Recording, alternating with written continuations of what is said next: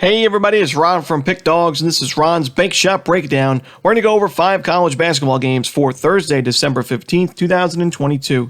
Now, if you like what you see, make sure to give this video a big thumbs up and subscribe to our channel. Don't forget to put your college basketball picks in the comments section below. And if you're looking for my best bets, you can always find those at the Premium Picks tab at pickdawgz.com, including my $15 college hoops Bank Shot Best Bet.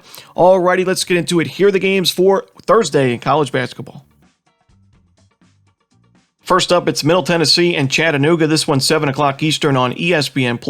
Pretty small card for Thursday in college basketball. Not my favorite schedule, that's for sure. But this is Chattanooga, Middle Tennessee games. Probably one of the better games on the board, just in terms of entertainment value. And when you look at both teams, really different styles of play. Chattanooga 91st in adjusted offensive efficiency, and Middle Tennessee 69th in adjusted defensive efficiency. So offense versus defense. Usually in these matchups, I'm leaning towards the defensive team, especially when they're at home. Middle Tennessee, a very good rebounding team, 43rd in the country in offensive rebounding, 29th in defensive. Not so much for Chattanooga, who's outside the top 150 in both statistics. Also a Chattanooga team that struggles in terms of turning the ball over. Middle Tennessee can certainly force those turnovers, ranked 20th in the nation in turnover percentage on defense. So a good rebounding team, a team that forces a lot of turnovers. And I think the Middle Tennessee offense is a lot better than what we've seen. I'm going to take Middle Tennessee in this matchup and lay the points. Next up, it's Seattle and Oregon State. This one 10:30 Eastern, so the late night game on Pac-12 Network. This is a tough game for me because I do think that Seattle is a little bit overvalued just because of their 7-1 record. The Oregon State 4-6, a losing record, 2 straight losses for them, including that blowout loss to Texas A&M last time out.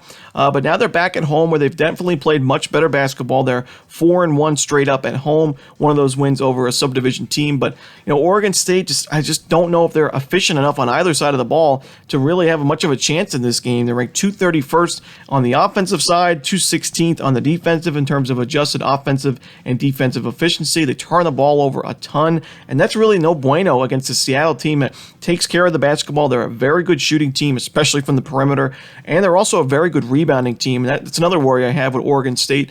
Not a good rebounding team, especially on the offensive side. Seattle can take advantage of that. Like I said, I don't love the number we're getting with Seattle because of those wins, because of that 7-1 record. This number's not where we would want it to be most times, and it'd probably be a game I'd stay away from on most nights. But because this is a small card, and we're going to talk about this matchup because it's a pretty good matchup on paper, I'm going to lean towards Seattle here and lay the points on the road.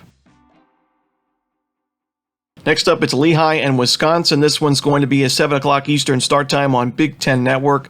Wisconsin had a great week last week, that's for sure. Marquette, Maryland, and Iowa all go down to Wisconsin. The 2 conference wins against some tough teams in the Big Ten Conference, and then that road win over a rivalry team, a big rival in Marquette. 2 overtime wins. You needed 2 overtimes, but still really impressive stuff for Wisconsin. And I like their chances in this game against Lehigh. I think Lehigh is not going to be good enough in this matchup, but this is a good perimeter shooting team, but that's really about it on the offensive side. They're still ranked 332nd in adjusted offensive efficiency, so they're 43rd in three-point shooting, but Wisconsin 44th in three-point defense. They make it really tough to be efficient on the perimeter, and Lehigh, not a good rebounding team. They turn the ball over a lot. The defense is also not good enough in my opinion, particularly in 2-point range where they're ranked 275th in 2-point field goal defense. Wisconsin should be able to take advantage of that. Wisconsin, a very good defensive rebounding team, just a good defensive team in general, 14th ranked in adjusted defensive efficiency. To me, this is a classic Wisconsin blowout win against an inferior opponent, so give me Wisconsin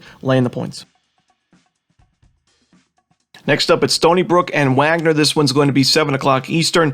We were on Stony Brook in their most recent game against Sacred Heart. We took them on the money line. They grabbed the 7-point win. Stony Brook did. That was their first Division I win of the season, their 3rd win overall this year. But all 3 of those games were at home. When you look at their road games this season, Stony Brook has not fared well. Now, it has been a pretty tough schedule. They played games against teams like Bryant and Florida, but also some teams that you would expect Stony Brook to beat or at least compete with most seasons, teams like FIU and Brown, but they had not played well in those games. In fact, every single road game that Stony Brook has played this season, they have suffered a double-digit loss.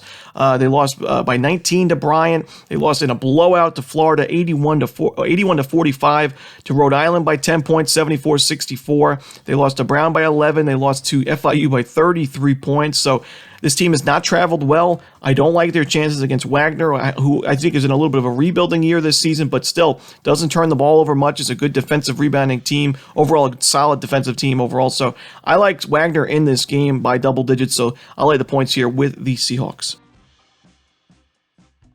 Next up, it's UC Irvine and Santa Clara. This one's going to be a 10 o'clock Eastern start time. Two teams that are pretty similar, in my opinion. I do think UC Irvine's a lot better on the perimeter, where they're ranked 10th in the nation in three-point shooting. Santa Clara only 165th, but both teams play at a pretty similar pace. They're both good defensively, both very good defensive rebounding teams, and I do think UC Irvine has a little bit of regression to worry about in their offense, especially, like I said, that three-point shooting ranked 10th in the country.